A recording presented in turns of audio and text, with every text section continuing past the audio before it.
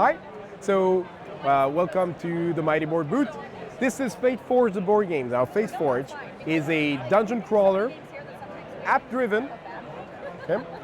The app is mandatory. You have to use the map, but it also means that it allows us to streamline the game. It takes over the narrative aspects of the game, records, helps you set up. Okay? Fateforge was first and foremost a role-playing game by Studio Agathe, which means that the game has a very strong narrative background it taps into. So what you're looking at here, for instance, let's take a look at this first, is the map of Esafir. So this map, so this represents your party. Okay? You would be moving around on this map, okay?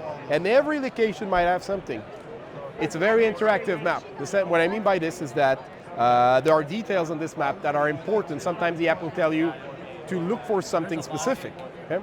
So it's not just there for aesthetic reasons, although I do find it quite pretty, I must admit. So let's imagine you're here.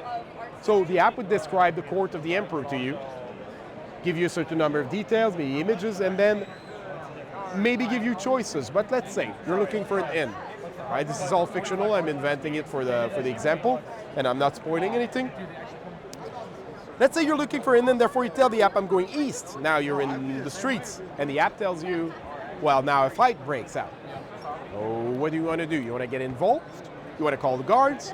You want to avoid it altogether? So it's your decision. So the app would record all your decisions and branch your story accordingly, which means you're going to be going in different directions. Let's imagine you did get involved. You saved this guy. Now you reach your inn, and he's there telling you a story, and now it opens a side quest. So this is how the game goes and branches out, and it creates your own story. Of course, the core of the game is going to be those fight scenes, right? Those fight scenes are very tactical, so everyone will always roll 4 dice. What you're looking at here is the Forest Guard, which is the matrix for a ranged attacker. There's all sorts of ways to build this Forest Guard so that he has different abilities. Now I chose a few. This would be farther into the game because he already has 5 skills. I'll roll the dice and see what we get. All right. I got 3 movement, although 2 of them also allow me to use, let's say this here, as a special action. Okay? I get a range result. Range attacks are 1 tile away. Melee attacks, which look like this, are the same zone. But let's say I'll make it interesting. I rolled a miss. Now misses, as you might guess, in themselves are useless. But can you see a way here to actually, through the skills, trigger the rapid fire action ability I have here? Well, first you focus indeed. Turn this miss into a special action. But we still, even if we use this for the rapid fire, we're still 1 crit range result away from the rapid fire.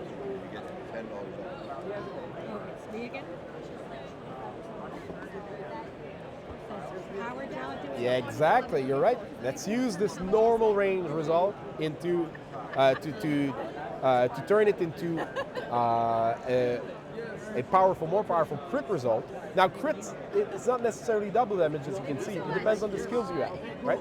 So now I get, by using this, 1 move and 4 separate range attacks. Very powerful. Actually, the Forest Guard can be very powerful. So once you've done this, I mean, you know what you can do. I know what I can do. I can communicate. I can give you information on what my rogue is able to do. Okay, and we know what the enemy will do. Everyone will take their turn once after the other, and we decide the order. Now we're only 2 players, and let's say the app told me there's going to be a reaction of the enemy here. I'll explain how it goes. So the rogue takes their turn. Afterwards, we got the enemy reaction. Enemy reaction means 2, just only 2 of those wooden pieces will react, and we have absolutely no idea what they will do. This is just this little wrench in your plan that you get. Once everyone has taken their turn, we have the reaction. Now every enemy piece on the map will take a turn, following this order here. So first the white, and then the blue, and then the red, and so on. They have a program. So let's say, for instance, this skeleton archer. What will they do on their turn? This one here, here look, this is range. So this one is 1 away from our rogue. 1 away, first priority, shoots, deals 1 damage to the rogue. So you know that, you have to prepare for that, right? But these 2 here are 2 away. So they would move in closer. So that's why it really becomes a puzzle to solve. You roll the dice at the start of the turn, and then after that, you puzzle your round up. 4 rounds, that's all you have here to get to your objective. This here. The app would tell you, it might look abstract like this, but the app tells you exactly what you have to do. But as you might guess here, there seems to be 2 ways to get to our objective. A shorter one with a nice gem, it's worth 3. Right, that's how you acquire equipment. Now, as you can see, I didn't have enough space for equipment and weapons here, but you acquire all sorts of equipment. Or you can try to go the longer way. Now there's a chest here that you can open. And there's also something interesting. Where does that, that is an action chit, where does it lead? So you have to, if you use one of those results here on that tile, then you'll see what happens. Yep. So that's it.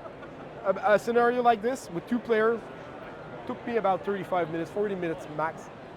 That's how fast it goes. So thank you so much. So if you have a few hours, you can get through several fights. Keep doing it. There we go.